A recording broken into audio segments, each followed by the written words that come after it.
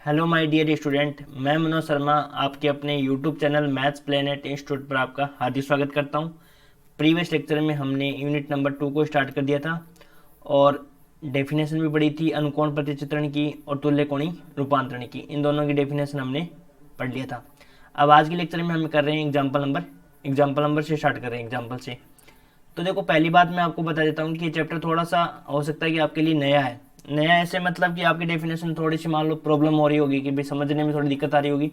तो यदि आपको थोड़ी सी दिक्कत आ रही है ना समझ में, तो ये मान लो आप है ना इस वीडियो को 1 से 2 बार और देख लो, जिससे कि आपको क्लियर होने वाली चीज़ें हैं। और मैं लास्ट जब तक एग्जाम ये कंप्लीट हो जाएगा ना आपका ये सारा यूनिट नंबर 2, तब तक आपको आराम से समझ में आ जाएगा। स्टार्टिंग में आपको हो सकता है कि थोड़ी सी प्रॉब्लम हो, लेकिन आपको लास्ट तक समझ में आ जाएगा ये चैप्टर, ठीक है ना। और डेफिनेशन को याद करना स्टार्ट करो। अपन कर रहे हैं एग्जाम्पल नंबर 1 से स्टार्ट कर रहे हैं। तो एग्जाम्पल नंबर 1 जब आपकी बुक में जो टॉपिक ये दे रखा है वो आपके थोड़ा सा क्या है कि सही से नहीं दे रखा है। सही से मतलब ये है कि मतलब कुछ भाग आपको आगे दे रखा है और कुछ भाग पीछे दे रखा है ना। तो आप जो मैं नोट्स बनाता हूँ उसी से आप उसको तैयार कर लेना, ठीक है। आपको वो टेंशन लेने की जरूरत नहीं है, आपको सिर्फ बस मैं जो नोट्स लिखवाता हूँ वो ही पढ़ लेना, आप काफ़ी है वो आपके लिए।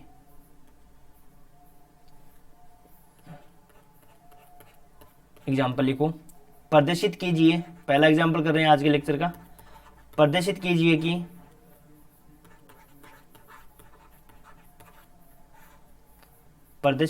कि रूपांतरण z equal to iota minus W upon iota plus W के अंतर्गत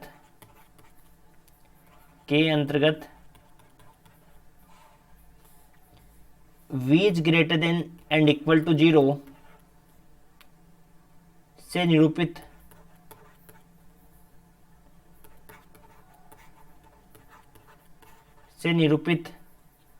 डब्लू समतल का धनात्मक अर्धभाग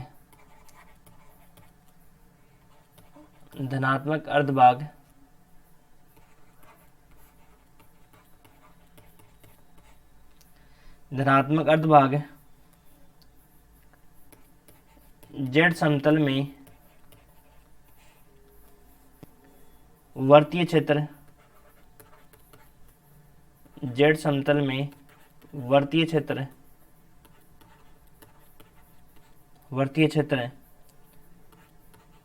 mode of Z is less then 1 के संगत है। बहुत इजी एग्जाम्पल है, आपको 1 से 2 बार में पढ़ने पर आपको ये समझ में आ जाएंगे। तो इनसे रिलेटेड जो भी बेसिक चीज़ें हैं वो सारी आपके क्लियर होनी चाहिए, तभी आपको ये क्लियर होएगा अच्छे से।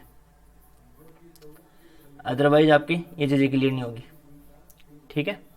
तो देखो, इसमें मेन जो चीज़ें हैं मैंने आपको बताया था कि इसमें क्या इंपॉर्टेंट है। सबसे पहले हम क्या देखेंगे कि जेड तल का कोई भी मैपिंग है ना, इसमें अपन क्या प्रूफ करेंगे, कैसे अपने को करना है। देखो, जैसे मान लो जेड समतल का कोई भी चित्र मान लो, कैसा भी चित्र मान लो, एक सर्किल मान लो, ठीक है। तो ये जेड समतल का जो सर्किल है वो डब्लू तल में उसकी मैपिंग क्या बनेगी।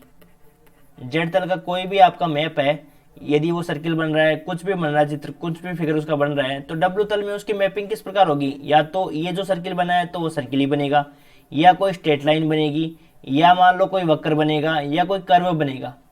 तो वो अपने को बताना है कि जेड तल का कोई भी मैपिंग है वो डब्लू तल में क्या चित्र बन रहा है, वो अपने को करके दिखाना है। दूसरी बात, अपने को मैंने स्टार्टिंग में बताया था कि सर्किल का समीकरण क्या होता है, Z minus Z naught equal to R, ये बताया था। ये होता है आपका वर्त का सम्मिश्र रूप में समीकरण।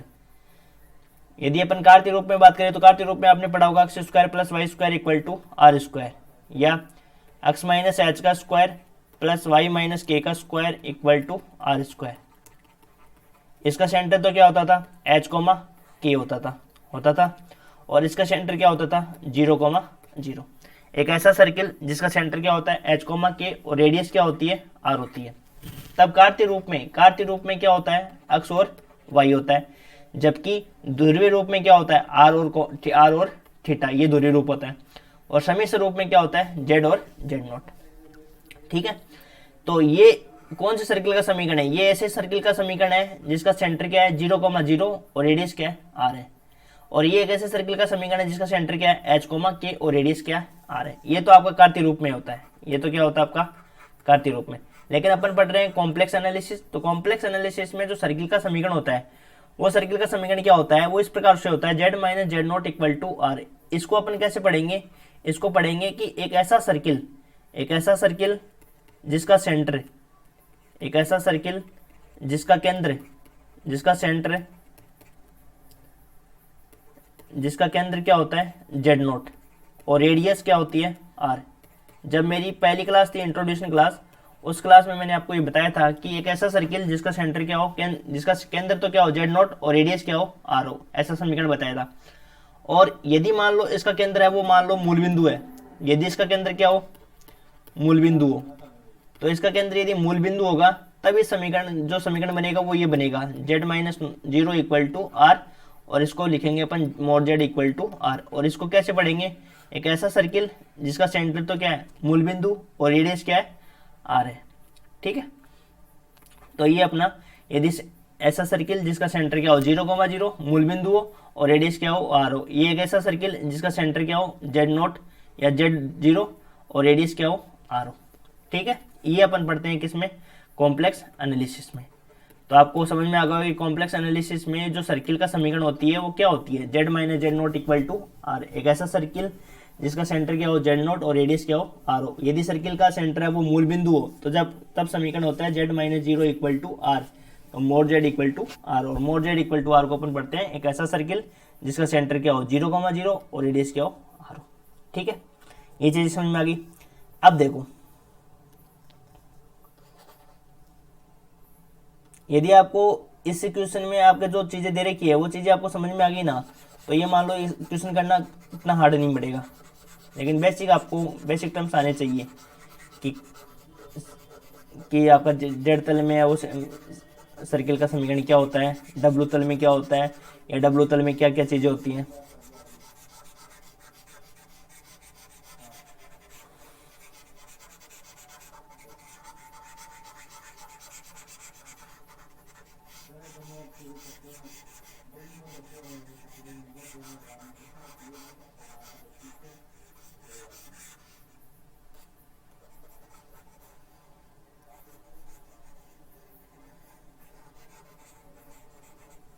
देखो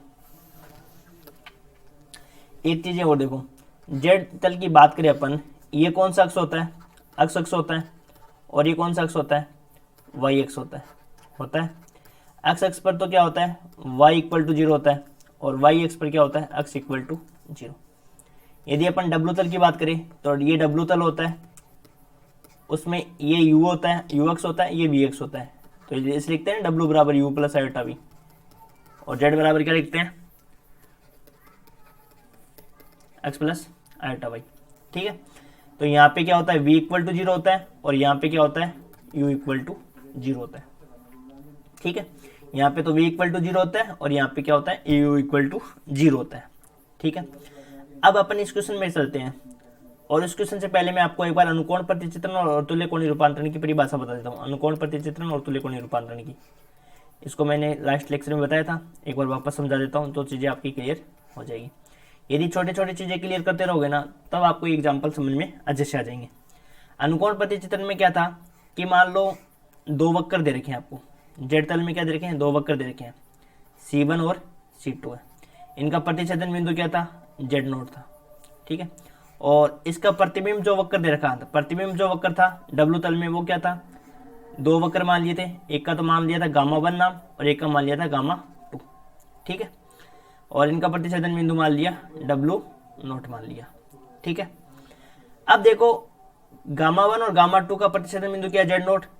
गामा 1 ये जो C1 C2 के मध्य का जो कोण है वो गामा 1 और गामा 2 के मध्य का कोण के परिमाण, इन दोनों का परिमाण और दिशा यदि समान होती है ना तब वो क्या कहलाता है प्रतिचित्रण आपका अनुकोण प्रतिचित्रण। यदि परिमाण में समान और दिशा में समान नहीं तब आपका जो प्रतिचित्रण कहलाता है वो कौन सा रूपांतरण कहलाता है, तुल्य कोणीय रूपांतरण कहलाता है। और तुल्य कोणीय रूपांतरण का अपन एग्जांपल देखा था Z बार।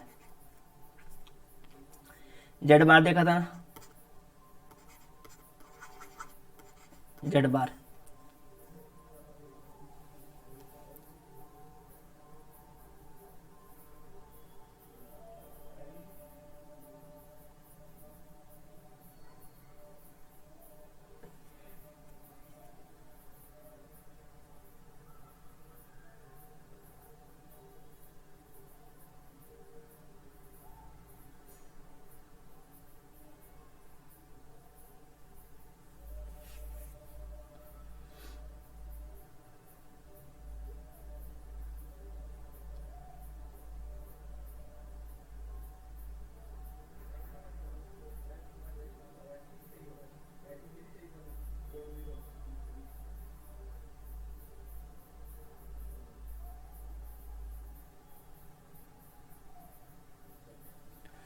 तो अपन देख रहे थे अनुकोण प्रतिचित्रण हो गया अपने पास।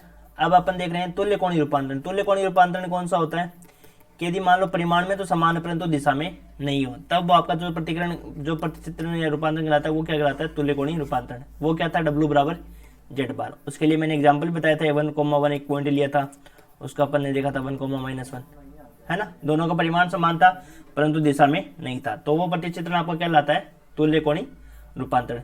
अब अपन इसमें क्वेश्चन देख रहे हैं। देखो क्वेश्चन आया है, थोड़ा सा हो सकता है कि आपको समझ में आए, क्योंकि क्वेश्चन थोड़े ये लेंथी टाइप से हैं। आपको इसमें गेस करना पड़ेगा कि अपने को प्रूफ कैसे करना है ना। तो स्टार्टिंग में हो सकता है कि प्रॉब्लम आए, बाद में नहीं आएगी आपको। जैसे जैसे अपन इस चैप्टर को आगे बढ़ाते रहेंगे ना, तब तब आपको प्रॉब्लम थोड़ी सी शॉर्ट आउट होने लगेगी। क्योंकि चीज़ों का यदि नॉलेज हो जाएगा ना कि जेड तल कौन सा होता है, जेड तल में वर्त का समीकरण क्या होता है कॉम्प्लेक्स रूप में, और अनुकोण प्रतिचित्रण की क्या परिभाषा होती है, तुल्य कोणीय रूपांतरण की क्या परिभाषा होती है, कैसे अपने इसको प्रूव करना है, तब आपको चीज़ें हैं वो क्लियर होने लग जाएगी और चीज़ें आपको समझ में भी आने लग जाएगी। और जिन्होंने भी हमारा चैनल अभी तक सब्सक्राइब नहीं किया वो चैनल को सब्सक्राइब करें और वीडियो को लाइक शेयर करें। तो देखो अब इस एग्जाम्पल को कैसे प्रूव करना है उसको समझो। सबसे पहले दे रखा है कि आपको जेड दे रखा है, जेड बराबर दे रखा है आयोटा माइनस ओमेगा अपॉन में आयोटा प्लस डब्लू, ठीक है। के अंतर्गत ओमेगा बोल दो चाहे डब्लू बोल दो, एक ही बात है ना।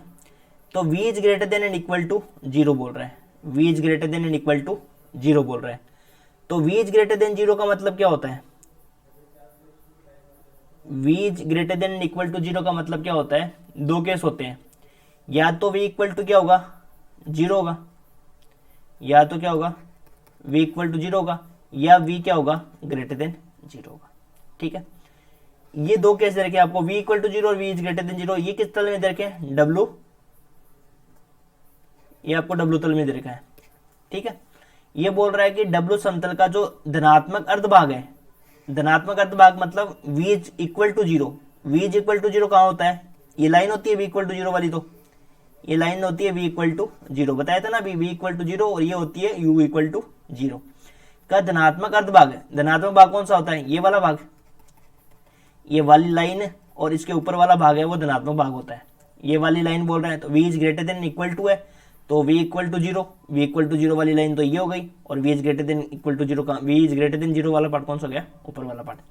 ये कह रहा है कि जेड तल में जो चित्र बनेगा ना वो क्या बनेगा, जेड तल का मतलब ये देखो mode Z of less than क्या है, इक्वल टू 1। ये वाली कंडीशन क्या है, या तो mod Z of equal to 1 और या मोड जेड लेस देन 1, ये दो केस बनेगा।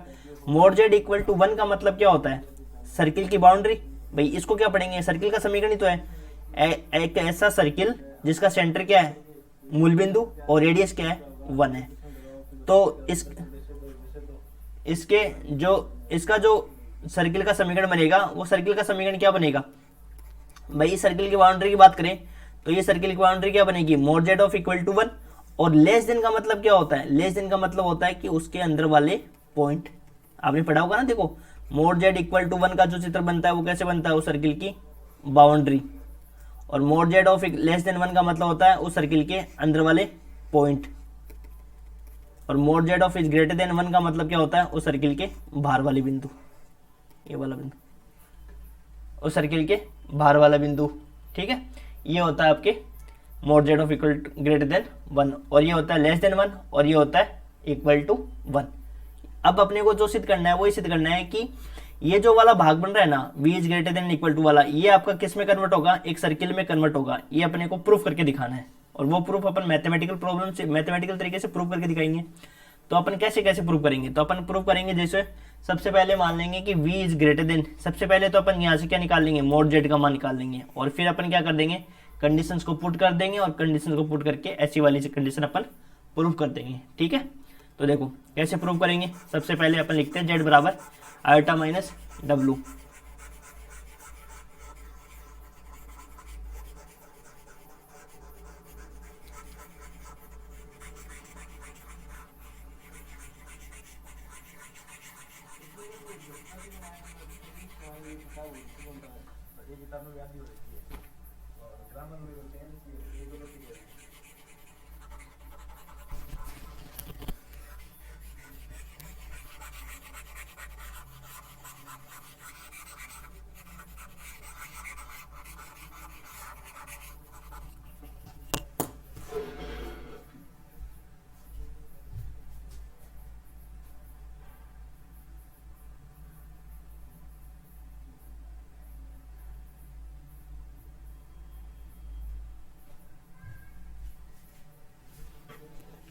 अब देखो अपन प्रूव करते हैं इसको आगे। प्रदर्शित कीजिए कि रूपांतरण z बराबर आयोटा माइनस डब्लू के अंतर्गत v इज ग्रेटर देन 0 से निरूपित w समतल का जो धनात्मक अर्ध भाग है वो z समतल में वर्तीय क्षेत्र mod z is less than and equal to 1 के संगत है। ठीक है, तो देखो स्टार्ट करते हैं अपन इस क्वेश्चन को। सॉल्यूशन, सबसे पहले लिखेंगे z बराबर अपने को दे रखा है क्या, iota minus W upon iota plus W. ठीक है, z बराबर iota minus W upon iota plus W. तो w बराबर क्या होता है, iota minus you plus iota भी लिख देंगे। w बराबर क्या होता है, u प्लस आयोटा भी, और इसमें भी लिख देंगे u प्लस आयोटा भी। ठीक है, फिर z बराबर iota minus U minus iota W upon iota plus U plus iota V. अब वास्तविक भाग को अलग कर लेंगे और काल्पनिक भाग को क्या कर लेंगे, अलग कर लेंगे। वास्तविक भाग को तो क्या कर लेंगे, अलग कर लेंगे, और काल्पनिक भाग को क्या कर लेंगे, अलग कर लेंगे। तो वास्तविक भाग क्या हो जाएगा इसका, z equal to minus U, और इन दोनों में क्या ले लेंगे कॉमन, आयोटा। तो ये आ जाएगा 1 माइनस वी, ये v है, w लिख दिया, ये v है v। और नीचे भी अपन क्या करेंगे, वास्तविक भाग को अलग कर लेंगे और काल्पनिक भाग को अलग कर लेंगे, u plus iota 1 plus V. ठीक है, अब अपन क्या निकालेंगे, मोड z निकालेंगे। मोड z इक्वल टू क्या होता है, यदि ऊपर वाले का यदि अपन मोड निकालें तो ये तो वास्तविक भाग है और ये इसका क्या है, काल्पनिक भाग है। तो आपको पता है कि जैसे w बराबर जैसे क्या होता है, u प्लस आयोटा v। ठीक है, और z बराबर अपन जानते हैं कि x प्लस आयोटा y होता है। यदि मान लो मेरे को z का मापांक निकालना है तो कैसे निकालूंगा, रियल पार्ट का स्क्वायर,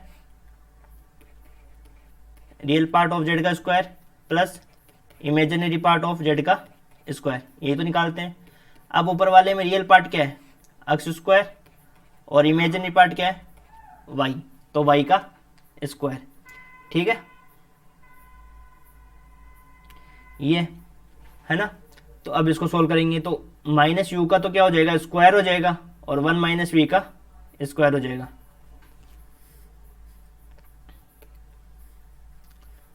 तो ये हो जाएगा u का स्क्वायर 1 माइनस वी का स्क्वायर, और नीचे वाले में भी क्या हो जाएगा बताओ, u का स्क्वायर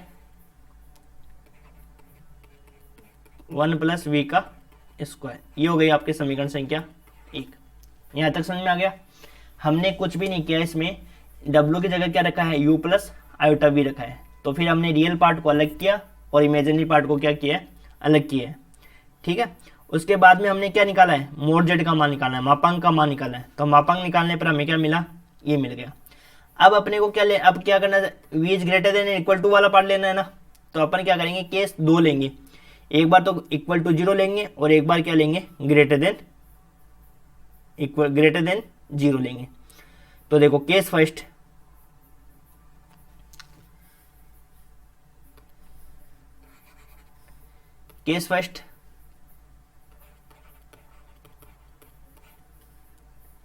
जब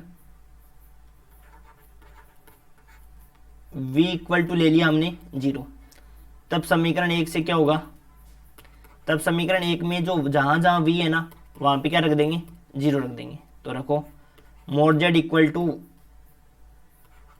यू स्क्वायर 1 माइनस 0 का square upon U square 1 plus 0 का स्क्वायर। तो यहाँ से हो जाएगा mod z equal to U square plus 1 upon U square plus 1। तो यहाँ से क्या हो गया अपने पास, मोड z इक्वल टू क्या आ गया, 1 आ गया। दोनों एक सही है ना, यू ऊपर भी यू स्क्वायर प्लस 1 बच गया अंडर रूट में, और नीचे भी यू स्क्वायर प्लस 1 बच गया। तो यहाँ से मोड z इक्वल टू क्या हो गया, कैंसिल आउट हो गया ये दोनों, और कैंसिल आउट होने के कारण मोड z क्या मिल गया अपने पास, इक्वल टू 1 मिल गया। ठीक है, तो यहाँ पे जब हमने v बराबर क्या रखा, 0 रखा, तो मोड z इक्वल टू मिला अपने पास 1। तो इसलिए लिख देंगे आता है डब्लू तल का जो वास्तविक भाग है, भाई वास्तविक भाग होता है ना v इक्वल टू 0। एक बार लिख लेते हैं इसको थ्योरी को और फिर मैं आपको समझाता हूँ। डब्लू तल का जो वास्तविक भाग v is greater then 0, z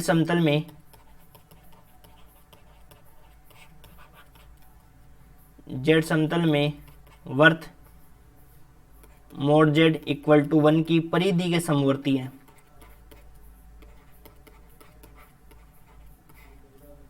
परिधि के समवर्ती है। तो यहां से देखो क्या समझे आप, हमने जब v इक्वल टू 0 रखा, v इक्वल टू 0 का मतलब क्या हुआ, वास्तविक भाग, डब्लू तल का क्या हुआ, वास्तविक भाग हुआ। तो यहाँ समझो एक बार डब्लू तल के चित्र के बारे में बताता रहा हूँ वापस में आपको। ये मान लो डब्लू तल है, ठीक है, तो ये तो क्या होता है u और ये होता है v। तो w बराबर अपन क्या जानते हैं, u प्लस आयोटा v। यदि अपन इस w में वास्तविक भाग और काल्पनिक भाग की बात करें तो u तो क्या होता है, वास्तविक भाग, और ये होता है काल्पनिक भाग।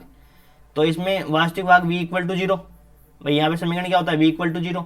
तो ये कह रहा है कि v इक्वल टू 0, ये वाली जो लाइन है वो z तल में क्या चित्र बना है, इस लाइन का चित्र। देखो अपन क्या बात कर रहे होते हैं, अपन ये बात कर रहे हैं कि जैसे मान लो ये डब्लू तल है, तो ये वाली लाइन है ना, ये वाली लाइन, ये जेड तल में क्या बना है, ये जेड तल में बनी है परिधि। भाई अपने पास क्या आया, ये तो समीकरण क्या थी, v बराबर 0, और जब हमने v बराबर 0 रखा तो हमें क्या मिला, हमें ये मिला मोड z इक्वल टू 1। इसका मतलब ये हुआ कि ये वाली जो लाइन है v इक्वल टू 0, ये जेड तल में आपकी क्या बनेगी, परिधि बनेगी। जब अपन v इज ग्रेटर देन 0 ये वाला पार्ट लेंगे ना, ऊपर वाला पार्ट, ये जो जेड तल में क्या चित्र बनेगा, जब हम v इज ग्रेटर देन 0 वाला पार्ट जब सिद्ध करेंगे ना, तब अपने को जो समीकरण मिलेगा, तब ये मिलेगा mode z is less then 1। तब अपने को मिलेंगे अंदर के बिंदु।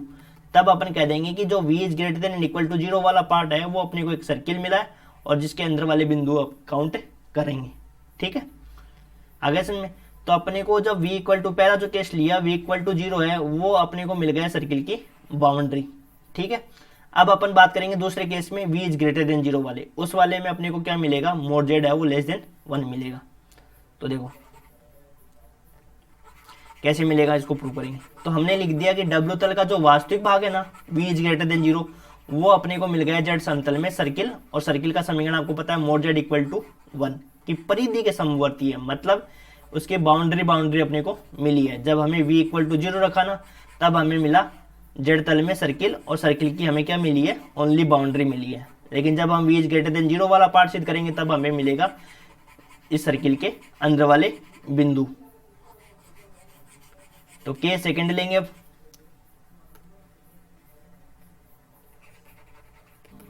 केस सेकंड में क्या होगा, अब केस सेकंड कैसे प्रूव करेंगे, देखो यहां समझना इसको।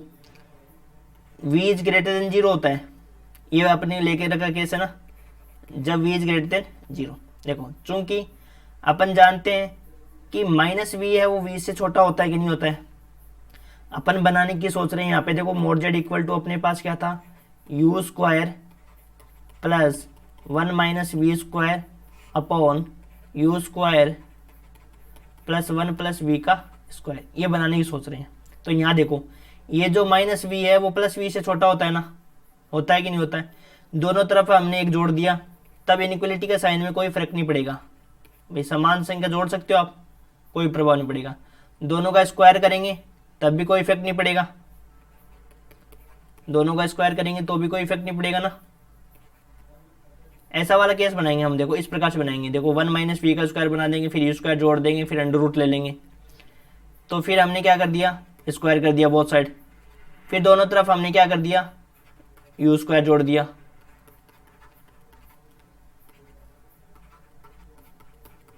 ठीक है, फिर हमने दोनों तरफ क्या ले लिया, अंडर रूट ले लिया।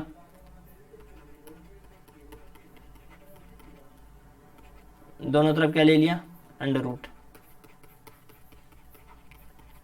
फिर देखो इसके बाद में क्या हुआ कि इस वाले को नीचे लाएंगे ना अपन, तो क्या बनेगा बताओ। इन दोनों का यदि रेशियो देखेंगे तो रेशियो क्या मिलेगा अपने को,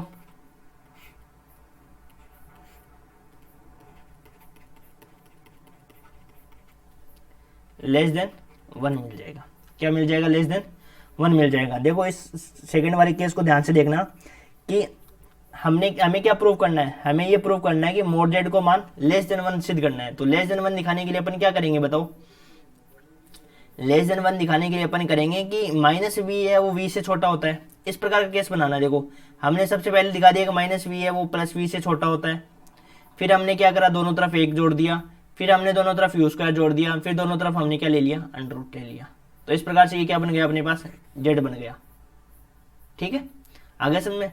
तो -v है वो v से छोटा होता है, दोनों तरफ हमने एक जोड़ दिया, फिर हमने स्क्वायर ले लिया, फिर हमने यू स्क्वायर को जोड़ दिया, फिर दोनों तरफ अंडर रूट ले लिया। इससे अपने को क्या मिल गया, ये अपने को मोड जेड का मान मिल गया। और मोड जेड का मान क्या मिल गया अपने को, <1 मिल गया। इसका मतलब ये हुआ कि जब v > 0 होगा तब हमें सर्किल के अंदर वाले पॉइंट, इंटीरियर पॉइंट अपने को काउंट करने हैं। इंटीरियर पॉइंट वाला क्षेत्र आ गया।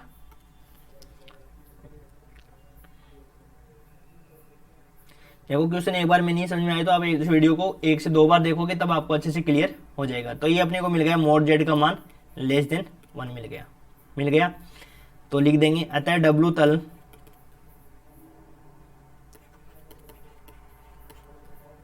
तल में v > 0 के समवर्ती, मतलब v > 0 वाला पार्ट अपने को क्या मिला, दोनों केस हमने ले लिए। और v > 0 के समवर्ती जेड तल में अपने को क्या मिला, एक वर्त मिला। और वर्त में भी एक परिधि, वर्त की परिधि और वर्त की परिधि के अंदर के बिंदु भी मिल गए, या वर्त की परिधि के और परिधि के अंदर वाला क्षेत्र मिल गया। तो इसका चित्र बनाएंगे तो कैसे बनाएंगे, देखो जेड तल का और डब्लू तल का। ये क्या होता है अपने पास, ये डब्लू तल और ये अपने को जेड तल। डब्लू तल में तो क्या लेना है अपने को, ऊपर वाला भाग। यहाँ पे क्या होता है, v > 0।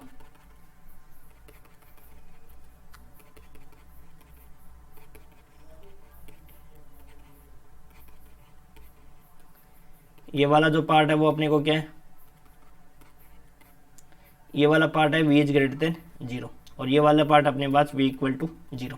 जब भी चित्र बनता है ना तो जो चित्र में पार्टिसिपेशन होता है, या मान लो जिस चित्र में शामिल होता है ना, वो वाले भाग को क्या करते हैं, थोड़ा गहरा कर देते हैं। जैसे मान लो ये इस लाइन को थोड़ा सा गहरा कर देना, और इस प्रकार से भी मत करना कि ऐसे अजीब सी लगी ये लाइन, ठीक है ना भाई, ये मेरी तो थोड़ी सी अजीब सी होगी गहरी।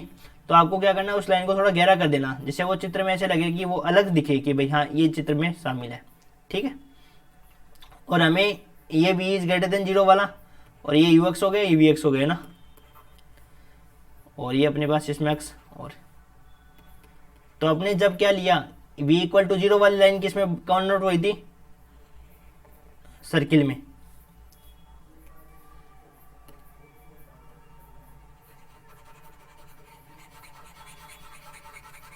अपन देखो धीरे धीरे करेंगे सिलेबस, लेकिन अपन करेंगे जो है ना वो बेटर करेंगे।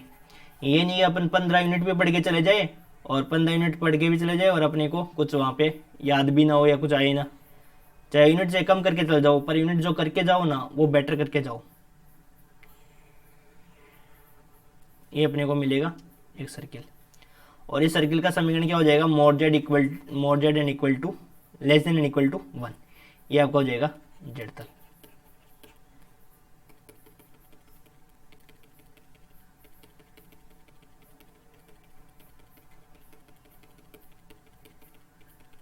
ये सर्किल मिल गया। तो आपको समझ में आ गया होगा कि हमने सबसे पहले क्या लिया था, सबसे पहले हमें ये प्रूव करना था कि ये जो लाइन है ना, ये लाइन किस में कन्वर्ट हुई थी, ये वाली लाइन यू वाली v इक्वल टू 0 वाली लाइन कहाँ कन्वर्ट हुई थी, सर्किल की परिधि में लगी थी। और फिर हमने v इज ग्रेटर देन 0 वाला पार्ट लिया था, वो हमने को क्या मिला, अंदर वाला भाग मिला। ठीक है, तो बस ये सिद्ध करना था। ये अपना क्वेश्चन कंप्लीट हो गया। एग्जाम्पल ये कंप्लीट हुआ है। अगले वाले लेक्चर में हम एग्जाम्पल नंबर अगला करेंगे। ठीक है, धीरे धीरे करेंगे, सारी चीज़ें करेंगे और अच्छे से करेंगे। और भाई आपके जो दोस्त हैं उनको अपने ये वीडियो शेयर कर दीजिए। बीएससी फाइनल का फ्री ऑफ कॉस्ट यहाँ पे अपने चैनल पे होगा। ठीक है, और रही बात सिलेबस की टेंशन, आपको सिलेबस की टेंशन नहीं होगी। 20 दिसंबर के बाद में मैं 20 दिसंबर या 25 दिसंबर के बाद में मैं सिलेबस आपको ज़्यादा करवाने वाला हूँ। अपनी जो ये यूनिट नंबर 2 हो जाएगी ना, उसके बाद में अपन स्टार्ट करेंगे क्या, रिंग थ्योरी के वीडियो डाल रखे हैं, वो कर लेना आप यहाँ से। मैं आपको पढ़ाऊंगा कौन सी, लीनियर अलजेब्रा, क्योंकि लीनियर अलजेब्रा में 3 यूनिट आती है। तो पहले अपन 3 यूनिट करेंगे और फिर इसकी 1 यूनिट करवाई हुई है यूट्यूब पर मेरे द्वारा, और 1 यूनिट बचेगी वो मैं आपको करवा दूंगा। ठीक है, ये कंप्लीट हो जाएगा फिर अपना 5 यूनिट, फिर आपका थर्ड पेपर न्यूमेरिकल एनालिसिस। बस आप तो जो वीडियो जो मैं आपको अपलोड कर रहा हूँ वो वीडियो कंटिन्यूसली देखें और उनके अपने नोट्स बनाएं और उनको बार बार में रिवाइज करें। और इसके साथ में आप फिजिक्स भी पढ़े, केमिस्ट्री भी पढ़े, क्योंकि इसका जितने नंबर है वही उतने नंबर के वो आएंगे आपके। तो तीनों को साथ में लेके चलोगे तो बेटर रिजल्ट आपको मिलेगा अपना। ये तो है नहीं कि भाई मैथमेटिक्स ही आपके 200 नंबर के आएंगे, सारे सब्जेक्ट इक्वली नंबर के आते हैं, है ना। तो वैसे कवर कर लेना। ठीक है, थैंक यू।